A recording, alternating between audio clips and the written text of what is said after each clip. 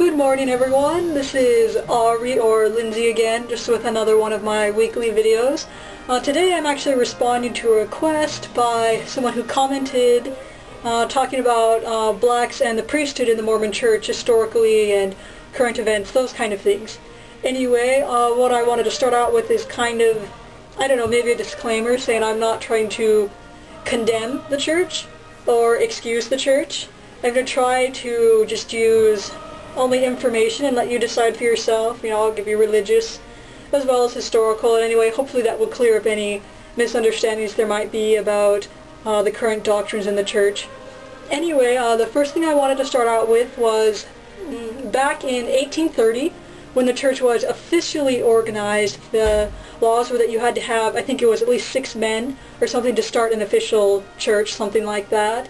And after the church had started, people, no matter what their color or race, were allowed to join the church, to be baptized or not. And it didn't matter if they were black or white or Indian or whatnot. But the issue of priesthood, when it came up, was at first it was granted to black people. They were able to perform ordinances of the priesthood, and they held the priesthood. They were ordained to be priests and teachers and deacons, etc. In the 1830s up until the early 1840s. I went to this website. It's signaturebookslibrary.org. I tried to only go to .org websites to get peer-reviewed information. And in the 1830s there was a man named Elijah Abel on the church records, and he was ordained to the priesthood. He even served several missions in the church. And other ones where I went to another place called watchman.org, where they publish articles and such.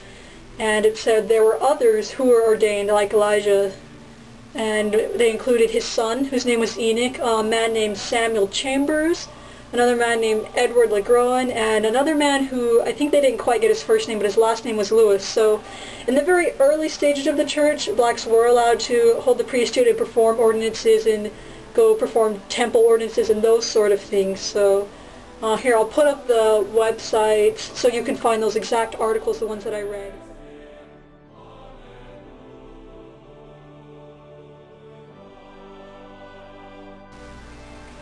Okay, now the religious reasons that Brigham Young gave as to why the church would deny priesthood to the blacks was that they were posterity of Cain, you know, Adam's son, because they were Cain and Abel. Anyway, Cain loved the devil more than he loved God, and so he was cursed and marked, and so were his posterity, so they were not to receive any of the power of God or the priesthood. And so Brigham Young, in a speech he gave in 1852 in front of the Utah, or the Deseret legislature, it was called Deseret back then. This text can be found the LDS Historical Department in Salt Lake City, Utah, and you could probably find it online too. Now this is what Brigham Young said in 1852. "Thus saith the eternal I am, what I am, I take it off at my pleasure, and not one particle of power can that posterity of Cain have until the time comes that he says he will have it taken away. That time will come when they will have the privilege of all we have the privilege of, and more." Anyway, so Brigham Young basically said, right now, we're not giving the priesthood to blacks, but in the future, they will probably have the privileges we have and more.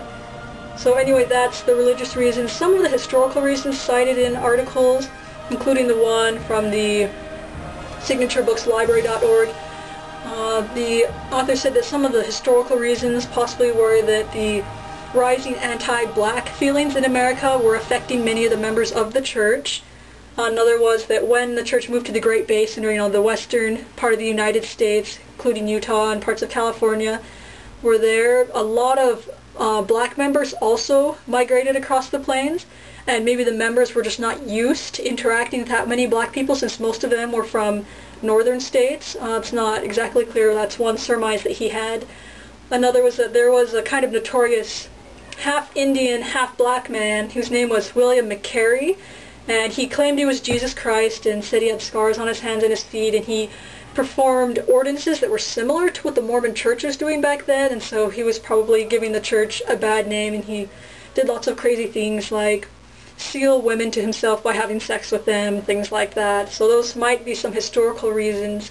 Anyway, what happened in 1978 was that Spencer W. Kimball, the current president of the church, had been praying a lot in the temple and received this revelation. I'm going to quote it to you. It's in the Doctrine and Covenants. It's called the Official Declaration 2.